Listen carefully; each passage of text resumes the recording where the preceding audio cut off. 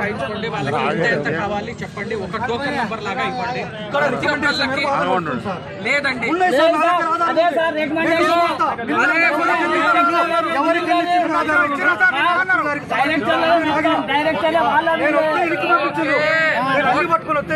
బాబు అరవద్దు, నేను చెప్పేది విను.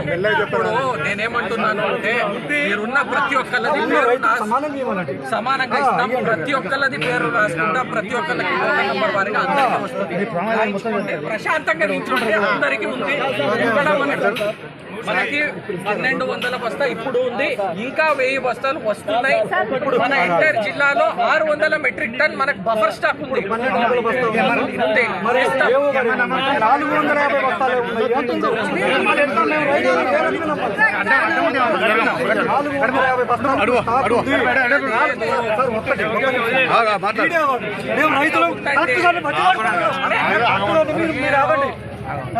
ఎందుకు మరి